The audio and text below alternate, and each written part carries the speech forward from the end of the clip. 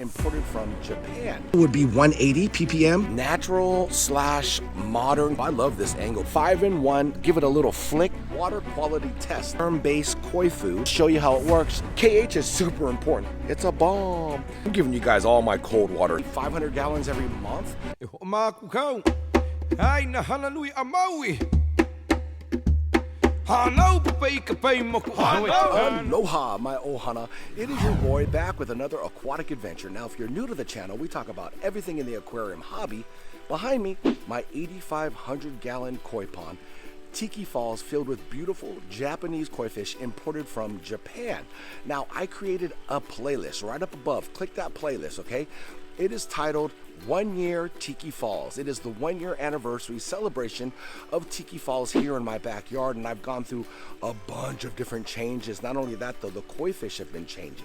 Now, I devoted this playlist, or I wanted to create this playlist for you guys to see all the different types of things that I do to my pond to make it the way it is. I get a ton of compliments, and I really appreciate you for leaving those positive comments on how the pond looks, how the koi fish are looking. The water is crystal clear. You can see straight to the bottom.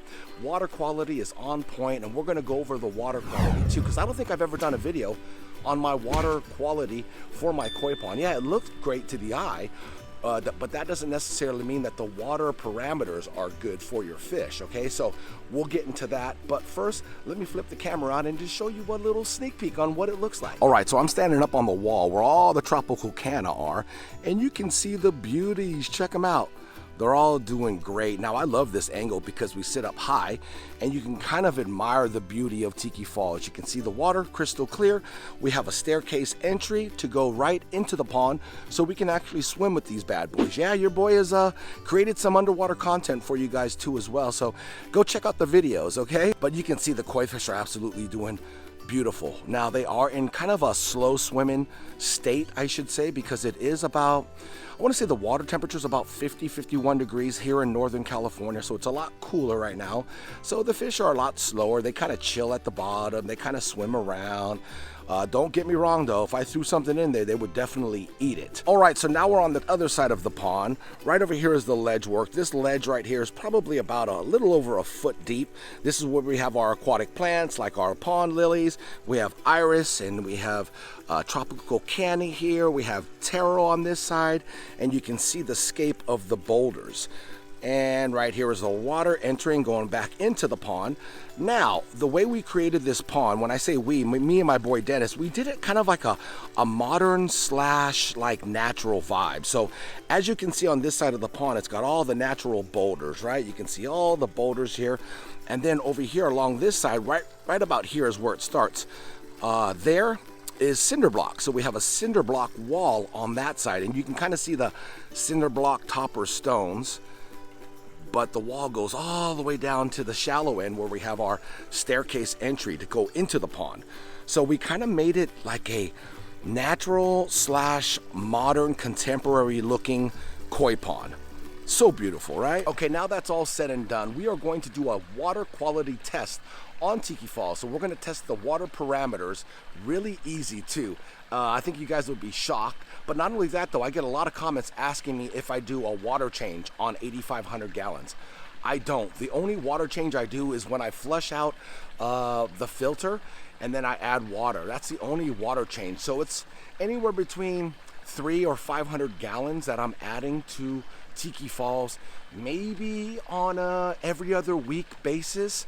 During the winter time, it's a lot less, so I would say maybe 500 gallons every month. But you do have to do your due diligence on keeping your water quality very healthy for your koi fish, all right? And I'm going to show you guys how I do that and what I use. Let's go.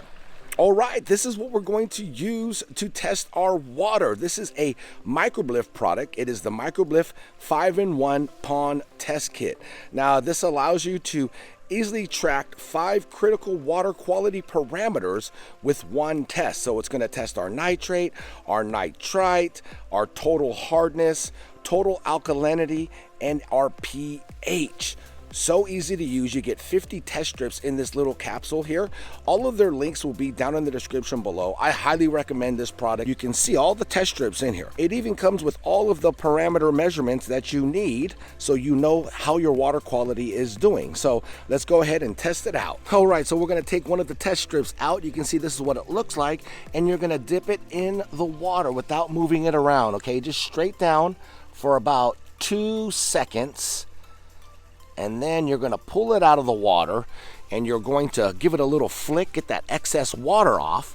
And now we're going to wait for 25 seconds, and these little, I guess you can say, squares will change colors, and we're going to compare it to what our pond should be. All right, my ohana, so we're going to actually start with our pH, which is this one right here, okay? So it gives us low, acceptable, ideal, acceptable. So acceptable, ideal, and acceptable, it looks like 6.5 to 8.0 would be the range, and we're going to go backwards. So we're going to start with this one here, which is kind of like a lime green, and it looks like our pH level is right around, yeah, it looks like it's 7.5, between 7.5 and 8.0, which is ideal and acceptable. I don't know if you guys can tell the color on the video, but we're gonna go up to the next category right here, which is total alkalinity. And you kind of want your alkalinity right in between, ideal would be 180 ppm, right in the ideal range. So we're good on our alkalinity. So that's good news. And then we're gonna go to water hardness. Water hardness, I'm not worried about the water hardness. I pretty much keep this pretty consistent.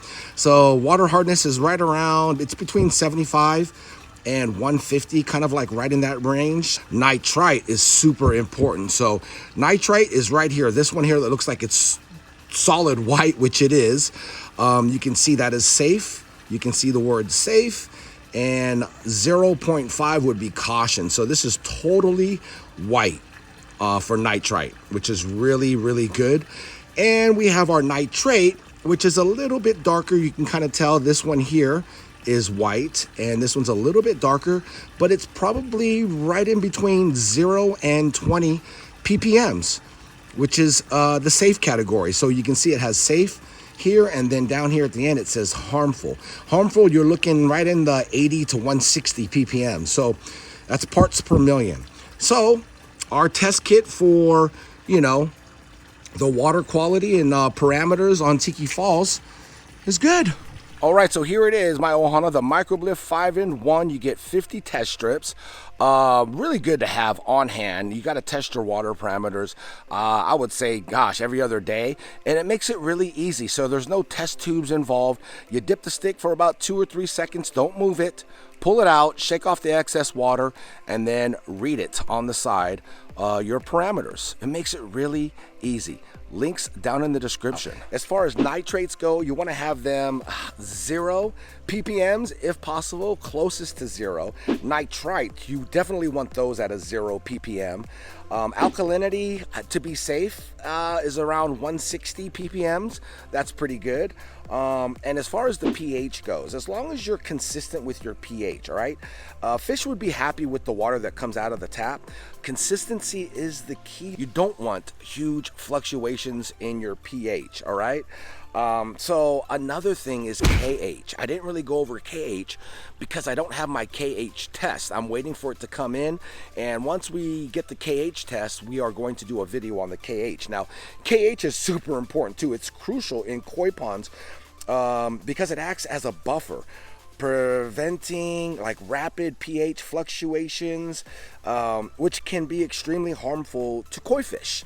So you don't want that pH to fluctuate high and low. You want to keep it stable, and that's what KH does for your pond. So basically, a stable KH level ensures the pond water remains as safe pH range, protecting the fish from stress and potential illness caused by sudden pH changes. A KH pretty much is a pH stabilizer.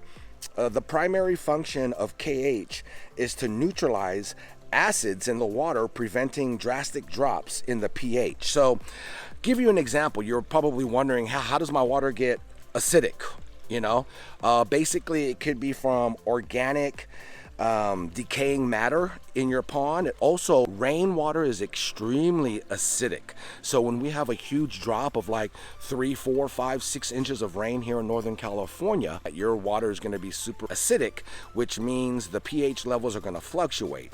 Now, if that ever happens, MICROBE-LIFT has got your back. This is what I use after a really big, rainy, stormy day.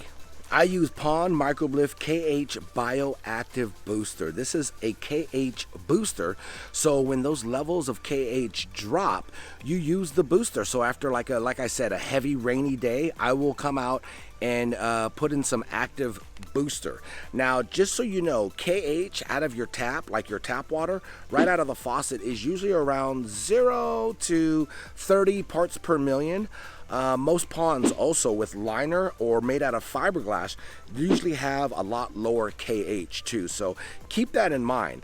And if you are wondering about your KH levels, you kind of want them right around 160 ppm, parts per million. Easy instructions, it says it right there. If you want to raise it 80 ppms in 30 gallons, it's just 1 scoop. Now I'm going to show you guys for the video's sake, because this isn't going to do anything. It comes with a scooper right here. So this is what it was talking about on the outside. 1 flat level scoop will raise it X amount of parts per million. So I'm just going to go ahead for the video's sake, just show you how it works. You just throw it in your pond. You can mix it in water or not, but I have a wave maker down there that's going to kind of push it and mix it up. So I just wanted to show you that MICROBE-LIFT has got your back with a KH booster for your pond. Now, like I said, I don't have my KH tester, so as soon as that KH tester comes, we'll do a video on that and I'll show you how to properly test your KH, which is really simple. But hey, MICROBE-LIFT has got you guys.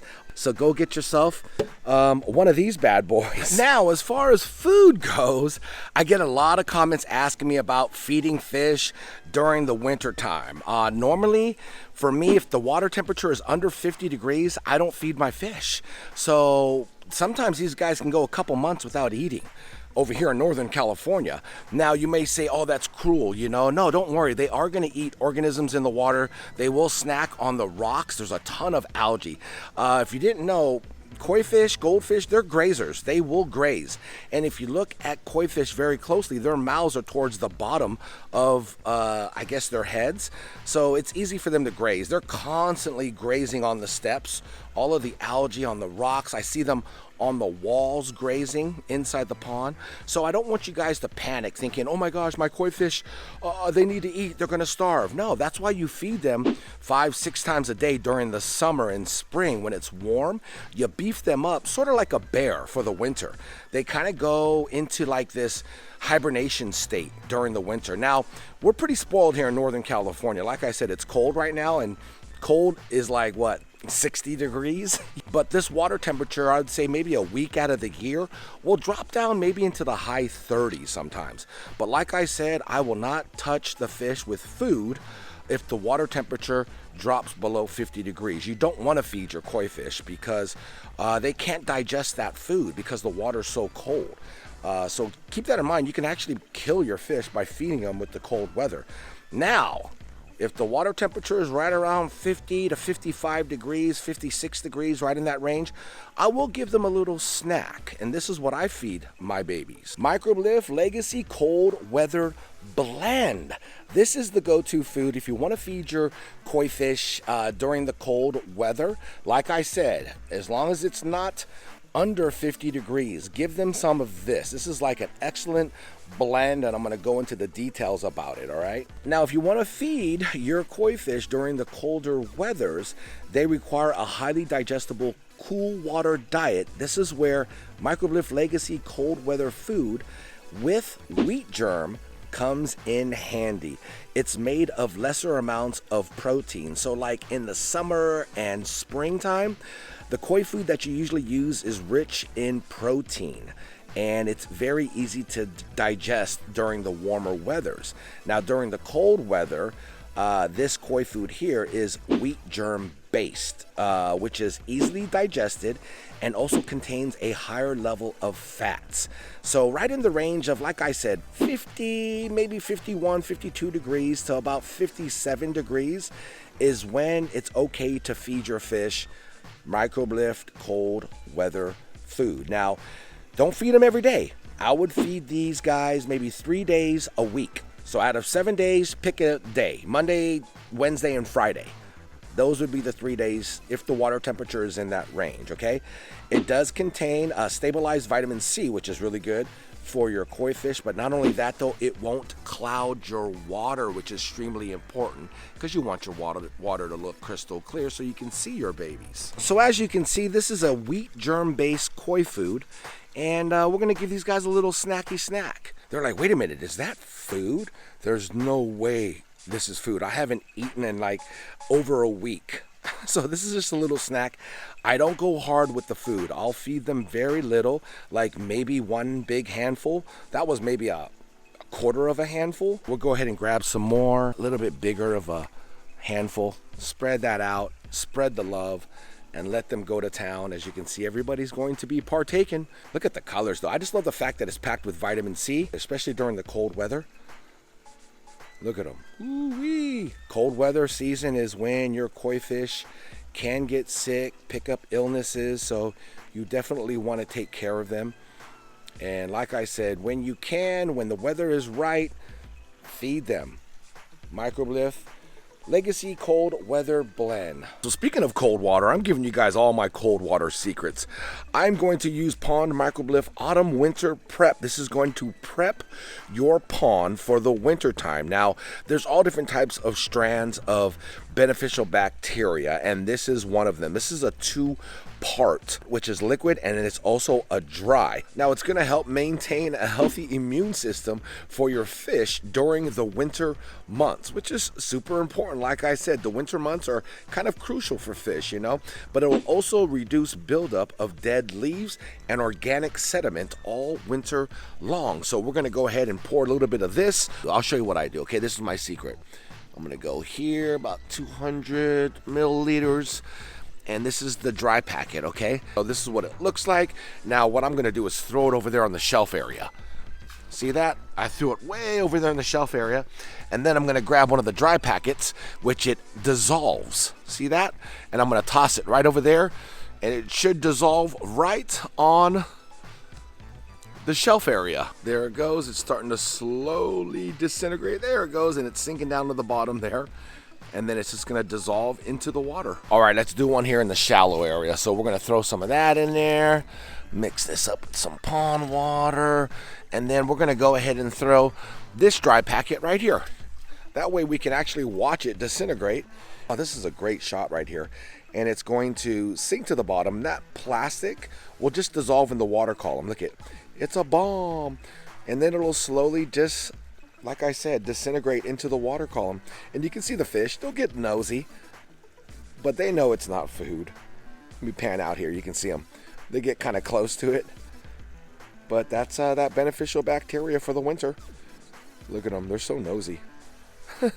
This was like a MICROBE-LIFT bonanza video. Now you guys know a little bit more of my tips and tricks on how I keep Tiki Falls, my 8,500 gallon koi pond. Also, all of MICROBE-LIFT's links will be down in the description of this video. So go check them out. Go pick up those items. I promise you guys your koi fish and your pond will love you.